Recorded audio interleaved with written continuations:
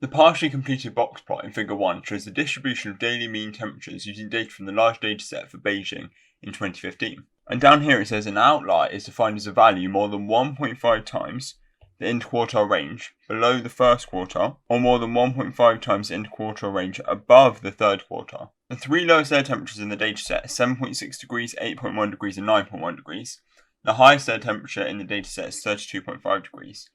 And part A says we need to complete the box plot in Figure 1, showing clearly any outliers. And this is for 4 marks. So look up at Figure 1, we can see we've got a partially completed box plot. And from that, I'm going to look and try and extract any data that we need but don't already have. So what I think would be useful to get is the lower quartile and the upper quartile. And we can get that data from Figure 1, because this line here is the upper quartile. If I extend that line down here, we can see that's at 26.6. And we're going to do the same for the lower quartile. So that's going to be at 19.4. Now from that, we can work out what the interquartile range is by taking the difference. The interquartile range equals 26.6. Take away 19.4, which equals 7.2. So now using this, we can work out which of these points we've been given here are outliers and which of them aren't outliers, using these conditions set out here. So firstly, I'm going to start with this line here. So more than 1.5 times the interquartile range below the lower quartile. So if I do 1.5 times 7.2, which is the interquartile range, we get that equals 10.8. So then using that here, I'm going to do for the lower quartile, so that's 19.4. Then we're going to subtract from that 10.8 and see what we get. So that's 8.6. So according to this condition here, anything less than 8.6 is an outlier. So we can say therefore, so look at these three here, we've got 7.6 and 8.1 are less than 8.6. We know 7.6 degrees and 8.1 degrees are outliers. Okay, fantastic. Now what we can do actually is mark those on. So it says we need to clearly show any outliers. So I'm going to go across to 7.6. I'm going to go across here to show that we've got an outlier here. Then the other outlier is at 8.1. So we worked out that these two are our outliers at the bottom. So we know that 9.1 is the lowest value that the box plot goes to, with it not being an outlier. So we're going to draw our line on there and then attach that to the box.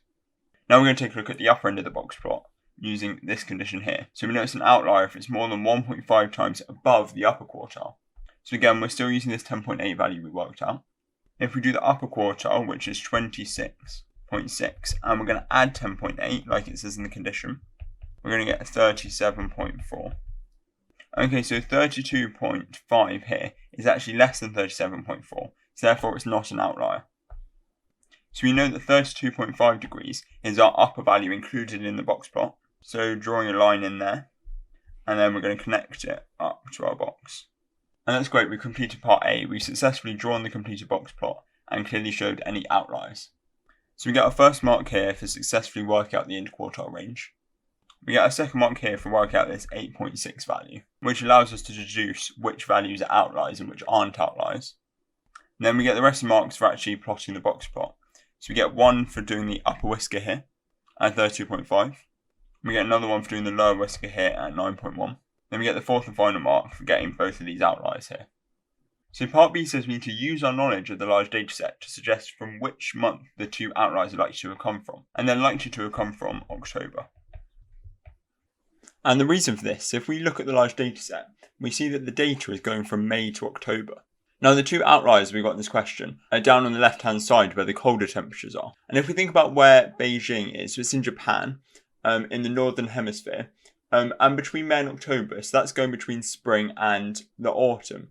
So the time when these outliers, these colder temperatures are most likely to be, not in spring, but in autumn, so in October. So that's when it's more likely to be, so that's why the answer is October. And we get our 1 mark for saying that the month is October. So using the data from the large dataset, Simon produced the following summary statistics for the daily mean air temperature, X degrees for Beijing in 2015. Part C says we show that to 3 significant figures the standard deviation is 5.19 degrees, and this is for 1 mark. So in the formula booklet we get this formula for the standard deviation.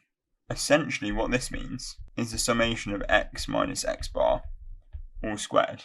So we've got enough information to work with this. So the standard deviation equals the square root. I'm referring to the formula here. We're going to have this number all over n, which is 184, which equals 26.917967 ... which equals 5.188 ... which then equals the 5.19 we wanted to show to 3 significant figures. And we get a 1 mark for showing how we implemented the formula for standard deviation to get down to 5.19. So Simon decides to model the air temperatures with a random variable. Part D says we need to use Simon's model to calculate the 10th to 90th interceptile range, and this is for 3 marks. We can see here that he's decided to model it with a normal distribution. So now down here I've drawn a little diagram so we can sort of visually represent the normal distribution. Now in a normal distribution, the area under the curve equals 1. If we want to calculate the 10th to 90th interpercentile range, we need to work out the 90th percentile and the 10th percentile. So if we label this one here as a 90th percentile, due to the fact that the area under the curve is 1, this means that the area to the left of the 90th percentile is 0.9. And for the same reason, we know that the area to the left of the 10th percentile is 0.1. So I'm going to write this in a bit of a different way. I'm going to say the probability that t, which is our random variable, is less than the 90th percentile equals 0.9, and the probability that t is less than the 10th percentile is 0.1. And our job now is to work out what the 90th percentile and the 10th percentile is. And to do that, we can use the inverse normal modes on our calculator. But first, we need to work out what mu and sigma are. Because we'll be given the details of the distribution up here. We know that this is mu and this is sigma. So writing that clearly down here, we've got that mu is 22.6 and sigma equals 5.19. So I've got some screenshots of what it will look like on your calculator when you go to inverse normal mode. So on the graphical calculator here, we need to make sure we select the left tail. So as we can see here, that's what we're working with. And on the scientific calculator here, it's automatically the left tail, so we don't need to worry about that. And so firstly, for working out the 90th percentile, we put in that the area is 0.9. And then we put our mu and sigma in, as we got told in the model in the question. Then when you press enter, it will give you this value, which is the 90th percentile.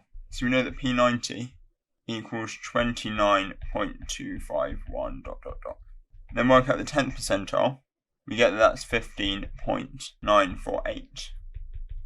And we get that by setting the area to be 0.1 on the calculator and leaving the rest of the settings the same. And lastly, to get the interpercentile range, we need to take the difference between these. It's going to have 29.251 minus 15.948, which equals 13.3 to 1 decimal place. And that is our final answer. So we get 1 mark here for working out both of these percentiles. We get a second mark here for taking the difference. And we get a final mark here for getting the correct answer of 13.3. Lastly, we're told that Simon wants to model another variable from the large dataset for Beijing using a normal distribution. And part E says we need to state 2 variables from the large dataset for Beijing that are not suitable to be modelled by a normal distribution, giving a reason for our answer. And this is for 2 marks. And we need to make sure we list 2 variables because we might read this quickly and just list 1 and lose a mark. So make sure we list 2. Now we need to have a think about what variables are included in the dataset. So there are a variety of different ones. But think about what can't be modelled by the normal distribution is actually qualitative data or categorical data. And think about the variables. So one that will fit this would be daily mean wind speed. So this is measured in the Beaufort scale, which is a discrete scale of 13 values going from 0 to 12. It's categorical. So in the sense 0 will be calm, all the way up to 12 being a hurricane. So it's different categories. And you couldn't model this on a normal distribution. So this is the first one. Now, think about another variable that couldn't be suited for the normal distribution. And this is actually for a bit of a different reason, but one of the variables is the rainfall. And if we look at the data for Beijing in 2015, between May and October, we can see that actually there are lots of days with 0 rainfall. And there's not really very much rainfall at all during this period. And this leads to the data not being symmetric. And for data to be modelled by a normal distribution, it needs to be symmetric. And because if you imagine the normal distribution, it's sort of a bell-shaped curve. And as the data is not symmetric, because of the overall low rainfall and the high amount of days with 0 rainfall, the data would then be skewed. So it wouldn't create a bell-shaped curve. So it wouldn't be suitable to be modelled by a normal distribution. And to get all the marks of this question, you need to have 2 valid variables and 2 valid reasons.